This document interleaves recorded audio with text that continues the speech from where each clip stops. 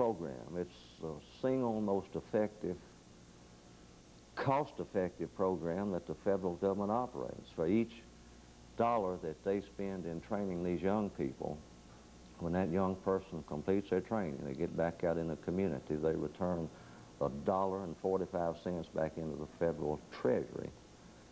It's just a first-class operation, and the good thing about it, I think, it's most of our jobs in today's society is with private industry anyway, and these people are in charge of the training, and the training runs from, I think it's 57 different skills offered, everything from A to Z. And these people know what kind of jobs that they're going to have 5 years down the road or a year down the road, and a lot of these big businesses work extremely close with the labor unions. A lot of the training is sponsored by the unions, and the time that the young person spends at the Job Corps training, and this varies, I hope I'm not going on too much. You're just no, I mean, that's the purpose. We want to find out as much as we possibly can about it. I don't want to no, go on. Hog your show. No, go on. But the time that the young person spends at the Job Corps Center counts as their apprenticeship time. In other words, to be a journeyman electrician, you got to spend 4 years with a union, and you get your journeyman. You know, you spend that 4 years training. Well, the time that they spend at the Job Corps Center counts as part of this apprenticeship time. Not all skills that are taught at the Job Corps Centers have union participation. A large number of them do. Mr. Harrison, how many Job Corps Centers do you have within your region, and how do you try to coordinate the activity of these centers? All right, there are within the southeastern U.S., there are 23 Job Corps Centers, and when a person comes into our offices and talks to either Jim or one of our other screeners, they talk to them about the centers in that area, and they try to make a good match. In other words, when a person talks to us about what their particular interests are, we try to see if there's a vacancy in a center that's nearby. And that's one thing we try to do, is always keep a person in a center nearby.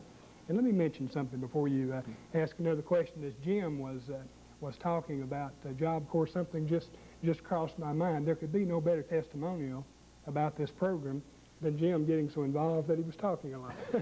And I think that's something that you would find in talking with any Job Corps screener in any part of the state. It's a program that folks like Jim get very involved in. They think it's a good program. They're sold on it. They see the folks who go into the program. When they come back out, they see the changes that have taken place. We have a very high success rate on folks coming back from the training centers and getting jobs. So it's the reason that it's one of those many programs that we have that we just have tremendous support for and tremendous excitement about.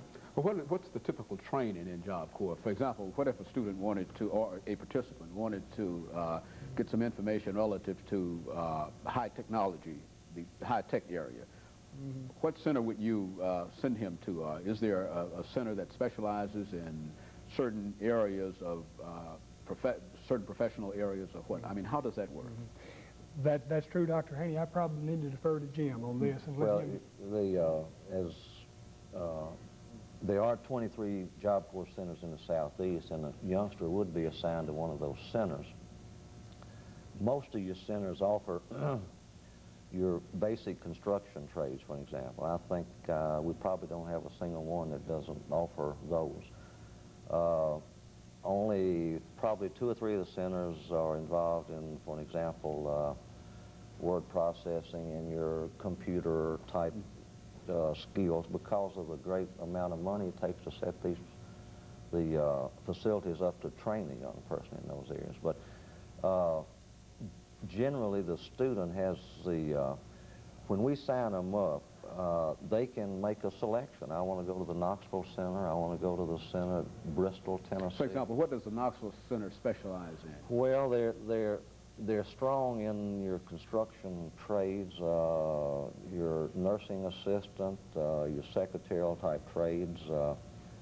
They're not into your computers, you know, that type of thing. But it's by the way, it's located on the old Knoxville College campus, so a lot of your Job Corps centers it's very much like sending a youngster away to a 2-year college or something. I mean, the atmosphere is there, you know. And they are allowed in this situation to get yes, a sir, GED that's very important. certificate. They really stress that. When they first arrive there, they'll spend about 2 weeks during an orientation period. And they get involved in what they call the world of work, and they'll try, I mean, they might say, well, I want to be a plumber. Well, they'll let them spend a day or two working with a plumber or seeing what a plumber does, or a welder, and they might not understand that a welder gets burned, he gets hot, he gets dirty, and they might say, well, I don't want to be a welder. So they spend about 2 weeks trying different trades, although the final decision is theirs. Very good. We're going to have to break for a minute for our Black Pulse profile, and we'll be back in just a minute.